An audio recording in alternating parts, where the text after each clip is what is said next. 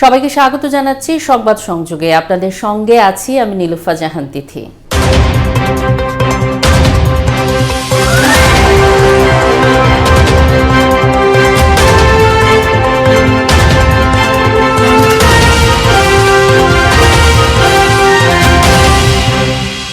অন্তর্বর্তীকালীন সরকারের প্রধান উপদেষ্টা ডক্টর মোহাম্মদ ইউনূসকে ২৭টি মন্ত্রণালয়ের দায়িত্ব দিয়ে মন্ত্রণালয় বণ্টন করা হয়েছে।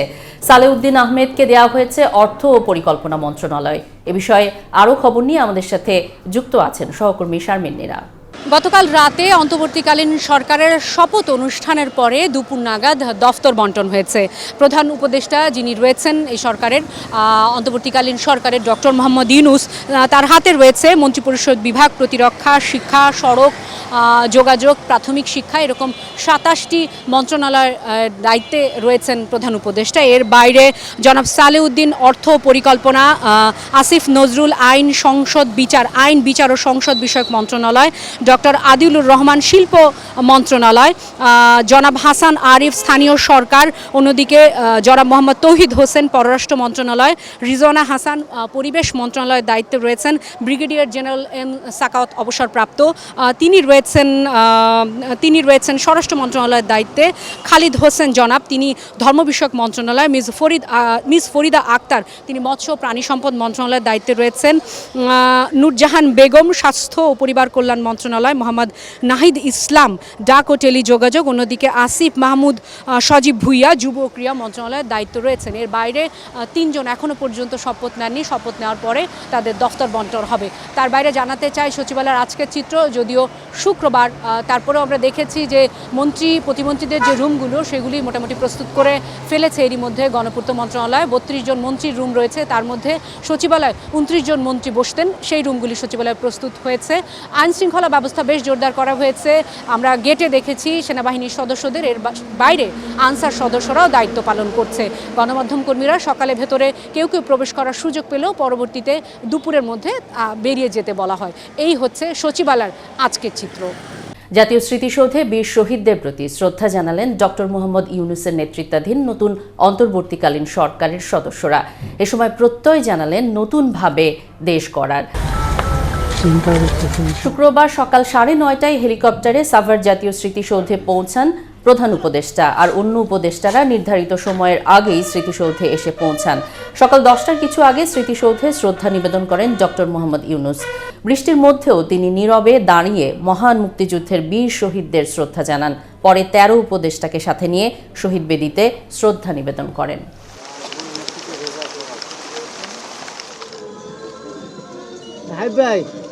সাভার থেকে ফিরে প্রধান উপদেষ্টা সহ অন্তর্বর্তীকালীন সরকারের সদস্যরা জাতীয় শহীদ মিনারে ভাষা শহীদদের প্রতি শ্রদ্ধা নিবেদন করেন। বেলা 11:15টার দিকে বৃষ্টি মাথায় নিয়ে প্রধান উপদেষ্টা ডক্টর মোহাম্মদ ইউনূস প্রথমে শহীদ মিনারে শ্রদ্ধা নিবেদন শেষে কিছুক্ষণ নীরবে দাঁড়িয়ে থাকেন। পরে অন্তর্বর্তীকালীন সরকারের অন্য উপদেষ্টা ভাষা শহীদদের শ্রদ্ধা জানান। বৃষ্টিতে ভিজে ভিজেই শেষ হয় শ্রদ্ধা নিবেদনের আনুষ্ঠানিকতা। শপথ গ্রহণ অনুষ্ঠানের আনুষ্ঠানিকতা শেষ করে রাতেই কোটা সংস্কার আন্দোলনে আহতদের দেখতে ঢাকা মেডিকেলে যান অন্তর্বর্তীকালীন সরকারের প্রধান উপদেষ্টা ডক্টর মোহাম্মদ ইউনূস। বৃহস্পতিবার রাত 10:30টার দিকে বঙ্গভবন থেকে ঢাকা মেডিকেলে যান তিনি। এ সময় চিকিৎসায় থাকা আহতদের খোঁজ নেন, কথা বলেন কয়েকজনের সঙ্গে। হাসপাতাল কর্তৃপক্ষ রোগীদের চিকিৎসার বিষয়ে ডক্টর মোহাম্মদ ইউনূসকে আশ্বস্ত করেন। এ সময় সাথে ছিলেন অর্থনীতিবিদ ও নতুন উপদেষ্টা সালেউদ্দিন আহমেদ সহ অন্যরা। ব্যবসা বাণিজ্য সচল করার পাশাপাশি অর্থনীতি পুনরুজ্জীবিত করাই এখন মূল চ্যালেঞ্জ, এমন মন্তব্য করেছেন অন্তর্বর্তীকালীন সরকারের উপদেষ্টা ও সাবেক governor doctor Salehuddin Ahmed. Banking খাতে সুশাসন প্রতিষ্ঠা এবং পুঁজি বাজারেও সংস্কার করা জরুরি বলেও জানিয়েছেন তিনি। সকালে জাতীয় শহীদ মিনারে শ্রদ্ধা জানিয়ে সাংবাদিকদের এসব কথা বলেন ডক্টর সালেউদ্দিন। সাংবাদিকদের প্রশ্নের উত্তরে বাংলাদেশ ব্যাংকের সাবেক এই গভর্নর বলেন, অর্থনীতি পুনর্জীবিত করাই এখন বড় চ্যালেঞ্জ। প্রায়োরিটি হলো শান্তি শৃঙ্খলা আনা, তারপর ব্যবসা মন্থর হয়ে গেছে, নানা রকম চ্যালেঞ্জ, ব্যাংকিং সেক্টরের চ্যালেঞ্জ, অর্থনীতিতে পুনর্জীবিত করতে হবে। মানুষের জীবিকার যে এফেক্ট পড়েছে এটাকে আপনার তাড়াতাড়ি আমাদের করতে হবে। ব্যাংকিং সেক্টর, আর্থিক সেক্টর, শুধু ব্যাংকিং পুঁজিবাজার আছে, তাই না, অন্যগুলো সেগুলো আমরা ইনশাল্লাহ ঠিক করবো। উদার গণতান্ত্রিক রাষ্ট্র গঠনের কথা বললেন অন্তর্বর্তীকালীন সরকারের উপদেষ্টা সৈয়দা রিজওয়ানা হাসান, যেখানে ন্যায় বিচার, জবাবদিহিতা ও সকলের জন্য সমান অধিকার থাকবে। বৃহস্পতিবার শপথ নেবার পর তিনি এসব কথা বলেন। দেখেন, যা চাই তা আজকে নতুন করে চাওয়ার কিছু নাই। এমন একটি রাষ্ট্র চাই যেটি গণতান্ত্রিক হবে এবং উদার গণতান্ত্রিক হবে, যেখানে মানুষের সম্মান থাকবে, সাধারণ মানুষের মূল্য থাকবে, যেই বাংলাদেশে জবাবদিহিতা থাকবে, সুশাসন থাকবে, ন্যায় বিচার থাকবে, মানবাধিকার থাকবে। বাংলাদেশের নতুন অন্তর্বর্তী সরকারের প্রতি সর্বাত্মক সমর্থন রয়েছে জাতিসংঘের। জাতিসংঘের এই অবস্থানের কথা জানিয়েছেন বাংলাদেশে নিযুক্ত জাতিসংঘের আবাসিক প্রতিনিধি গোয়েন লুইস। আর বিএনপির স্থায়ী কমিটির সদস্য ও সাবেক মন্ত্রী আমির খসরু মাহমুদ চৌধুরী বলেছেন, সুষ্ঠু নির্বাচন সহ মানবাধিকার ও গণতন্ত্র পুনঃপ্রতিষ্ঠার সংকট কেটে গেছে। বিস্তারিত জানব শফিক আহমেদের কাছে। বাংলাদেশের নির্বাচন, গণতন্ত্র, মানবাধিকার নিয়ে যে সংকট, সেই সংকট কেটে গেছে বলে জানিয়েছেন বাংলাদেশে নিযুক্ত জাতিসংঘের আবাসিক প্রতিনিধি গোয়েন লুইস। একই সাথে বিএনপির মহাসচিব মির্জা ফখরুল ইসলাম আলমগীর, বিএনপির স্থায়ী কমিটির সদস্য আমির খসরু মাহমুদ চৌধুরী, বিএনপির আন্তর্জাতিক বিষয়ক কমিটির অন্যতম সদস্য এবং কেন্দ্রীয় বিএনপির সাংগঠনিক সম্পাদক শামা ওবেদের সাথে দীর্ঘ সময় জাতিসংঘের আবাসিক প্রতিনিধি গোয়েন লুইসের এই বৈঠকে মূলত যে বিষয়গুলো প্রাধান্য পেয়েছে তার মধ্যে অন্যতম হচ্ছে যে বাংলাদেশে যে বহির্বিশ্বে বাংলাদেশ সম্পর্কে যে গণতন্ত্রহীনতা, মানবাধিকারহীনতা এবং বিচারহীনতার যে সংস্কৃতি, সেটি কাটতে শুরু করেছে। সেজন্য এই বর্তমান যে নবনিযুক্ত ডক্টর মোহাম্মদ ইউনূসের নেতৃত্বে যে অন্তর্বর্তীকালীন সরকার গঠিত হয়েছে, সেই সরকারকে জাতিসংঘ সহায়তা এবং সমর্থন সব ধরনের তারা দেবেন এবং একই সাথে বাংলাদেশে যে আর্থিক সংকট চলছে, সেই আর্থিক সংকটেরও তারা সার্বিক সহযোগিতা করে বাংলাদেশের পাশে থাকার ঘোষণা দিয়েছে জাতিসংঘের আবাসিক প্রতিনিধি গোয়েন লুইস। একই সাথে আমরা এই বৈঠক শেষে বিএনপির পক্ষ থেকে দলের স্থায়ী কমিটির সদস্য আমির খসরু মাহমুদ চৌধুরী বলেছেন যে বাংলাদেশে যে অবাধ সুষ্ঠু নির্বাচনের যে দাবি, সেটি এরই মধ্যে কেটে গেছে। অর্থাৎ বাংলাদেশে অবাধ সুষ্ঠু নির্বাচনের ব্যাপারে এখন আর কোনো সংশয় বা সন্দেহ নেই। এবং তার এই বক্তব্যের পর আবার জাতিসংঘের আবাসিক প্রতিনিধি তিনি দৃষ্টি আকর্ষণ করেছেন যে সব দলের অংশগ্রহণে একটি শান্তিপূর্ণ নির্বাচনের জন্য যেমন দরকার সংলাপ, তেমনি সকল রাজনৈতিক দল, বিভিন্ন ধরনের সংস্থা, ব্যক্তি, তাদের আবার সহযোগিতা দরকার। এই সামগ্রিক সহযোগিতার মধ্য দিয়েই বাংলাদেশে গণতন্ত্র ফিরে আসবে এবং বাংলাদেশে যে ঘটনা ঘটেছে সেই ঘটনাগুলোর সুষ্ঠু তদন্ত হবে বলেও জানিয়েছেন এবং সেই তদন্তে জাতিসংঘ সার্বিক সহযোগিতা দেবে। নতুন সরকারের কাছে দুর্নীতি ও বৈষম্যমুক্ত বাংলাদেশ চায় সাধারণ মানুষ। পাশাপাশি প্রতিটি নাগরিক যেন গণতান্ত্রিক অধিকার পায়। নতুন অন্তর্বর্তীকালীন সরকারের কাছে এমনটাই আশা দেশের মানুষের। বিস্তারিত জানাচ্ছেন হাবিব রহমান। আন্দোলন, সহিংসতা আর কারফিউর দিন পেরিয়ে এই কর্মযজ্ঞ স্পষ্ট বার্তা দিচ্ছে নতুন বাংলাদেশের। সড়কে নেই আইনশৃঙ্খলা বাহিনী, এখন সেই দায়িত্ব পালন করছেন ছাত্র জনতা। অনেক প্রাণের বিনিময়ে দীর্ঘ আন্দোলনে স্বৈরশাসক মুক্ত হয় বাংলাদেশ। সবার আস্থায় ডক্টর মোহাম্মদ ইউনূসের নেতৃত্বে গঠন হয় অন্তর্বর্তীকালীন সরকার। নতুন সরকারের কাছে নগরবাসীর প্রথম চাওয়া দ্রুততম সময়ে যেন আইন শৃঙ্খলা নিয়ন্ত্রণে আসে। এর আগে যেরকম ছিল এরকম যেন না হয়, ওখান থেকে শিক্ষা নিয়ে ভবিষ্যৎ যেন আমাদের দেখা যায় যে পিছনে যা গেছে এরকম যেন না হয়। আমরা তার থেকে আসলে অনেক কিছু আশা করতেছি। আমরা আশা করি দেশে এই অরাজকতা অথবা এই যে দুর্নীতি এগুলি ইনশাল্লাহ কেটে উঠবো আমরা। আর আমরাও চাই আসলে দেশের উন্নতি প্লাস টোটাল যে একটা যে সিচুয়েশনে বাংলাদেশ পড়ে আছে এটা থেকে আমরা উঠতে চাচ্ছি। নিত্যপণ্যের বাজার দীর্ঘদিন সিন্ডিকেটের দখলে। সাধারণ মানুষের আশা সিন্ডিকেটের দখল মুক্ত করে নিত্যপণ্যের দাম যেন স্বাভাবিক থাকে। আমরা চাই দেশ সুন্দর করে চলুক। আমরা চাই বাজারটা সিন্ডিকেটটা ভাঙা দুক। বাজারে যে সাধারণ মানুষ বাজারে গেলে 500 টাকা গেলে আধা ব্যাগও বাজার হয় না। আমরা চাই নতুন সরকার ছাত্ররা বাজারটা একটু মনিটর করুক। দুর্নীতি আর বৈষম্য রোধে নতুন সরকার যেন কাউকেই ছাড় না দেয়, সেই দাবি নগরবাসীর।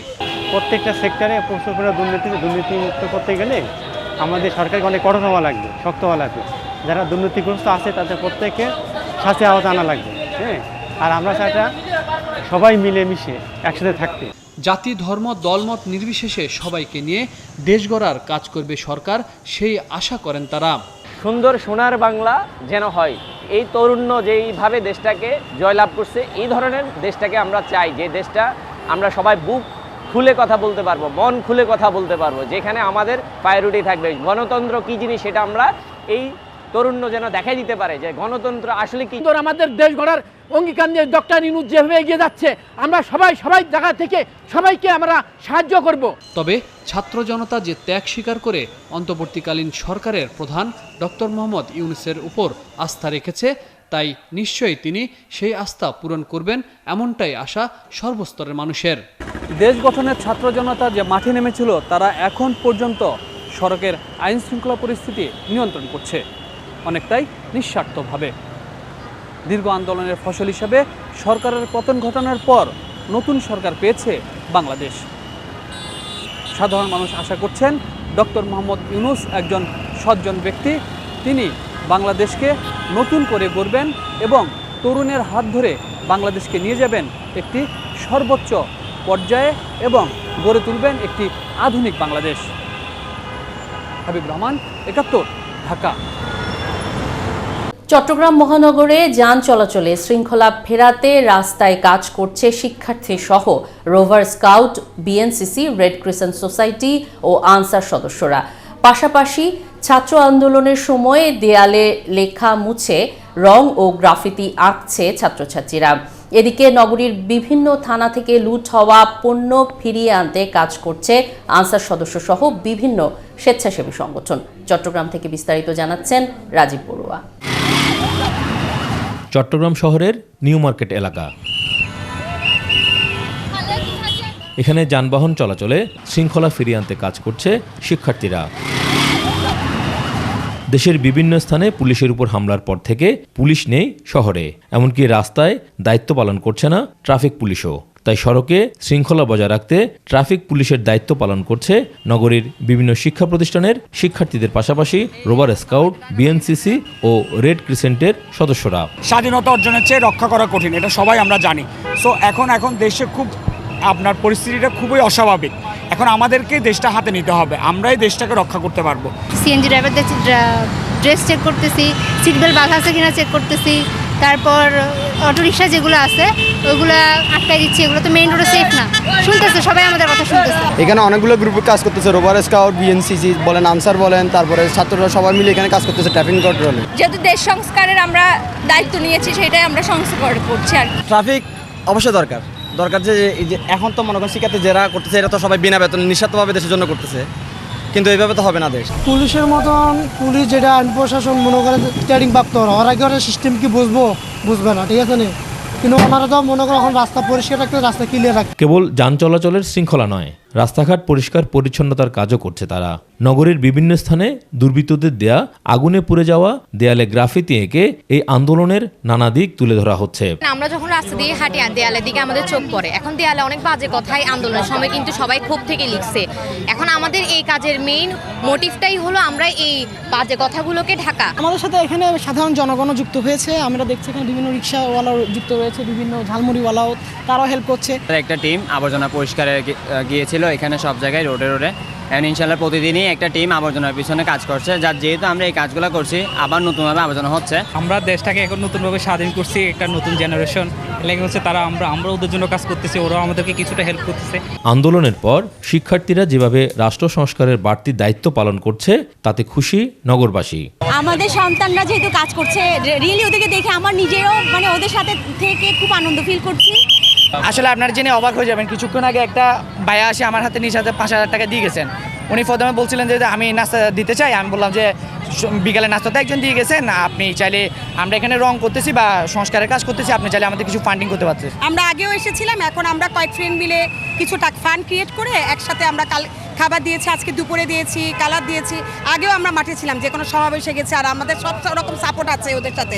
আলহামদুলিল্লাহ খুব ভালো করতেছে এবং ওরা কোনো আইন শৃঙ্খলা খুব ভালো। এগুলো আমাদের খুব ভালো পছন্দ হয়েছে, খুব ভালো লাগতেছে। আর আমরা যে জায়গায় আমরা বিরক্ত ভোগ করতাম, এটা কিন্তু অনেক সহযোগিতা হয়ে গেছে বাচ্চাদের জন্য। এদিকে বিভিন্ন থানা থেকে লুট করে নিয়ে যাওয়া জিনিসপত্র ফিরিয়ে আনতে কাজ করছে আনসার সদস্য সহ বিভিন্ন স্বেচ্ছাসেবী সংগঠন।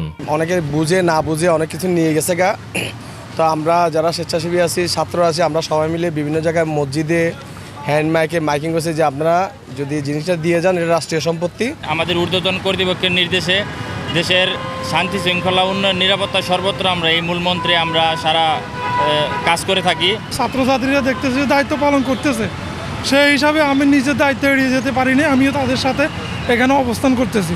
কয়েকদিন বিরতির পর সিটি কর্পোরেশনের পরিচ্ছন্নতা কর্মীরা আজ থেকে কাজ শুরু করেছেন। গত কয়েকদিন আমরা ফুল সুইং কাজ করতে পারি নাই এবং আপনারা জানেন প্রায় 10,000 টনের বেশি কিন্তু আমার এখন ময়লা আবর্জনা রাস্তায় আছে এবং আমরা আজকে থেকে ফুল সুইং কাজ শুরু করছি।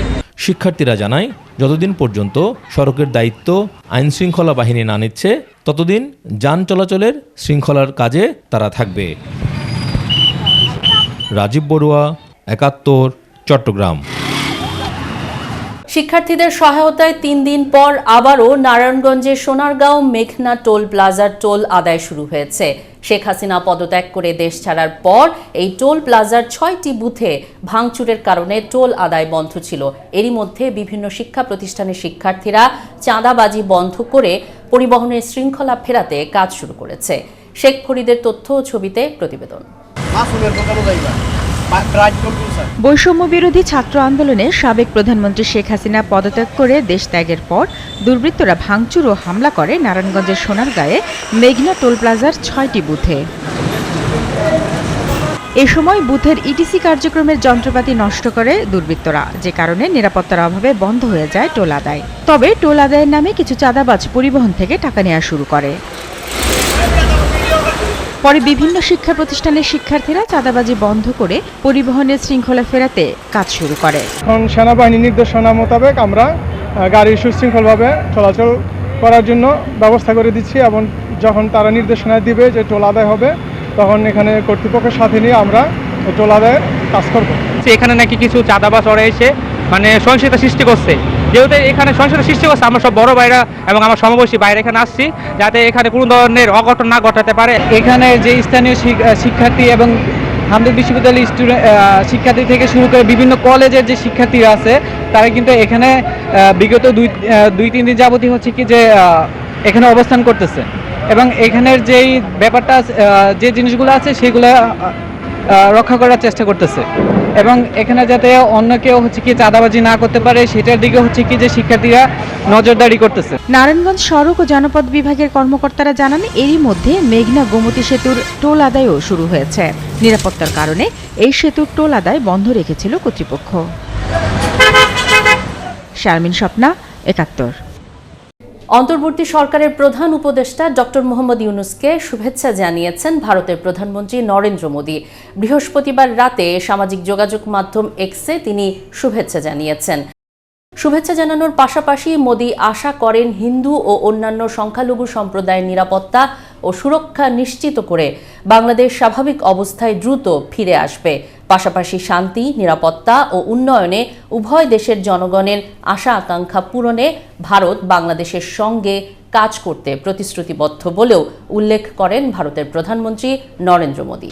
চলছে সংবাদ সংযোগ, সংবাদ অনুষ্ঠান দেখতে থাকুন ৭১-এর ফেসবুক ও ইউটিউব চ্যানেলে। ৭১-এর সঙ্গেই থাকুন।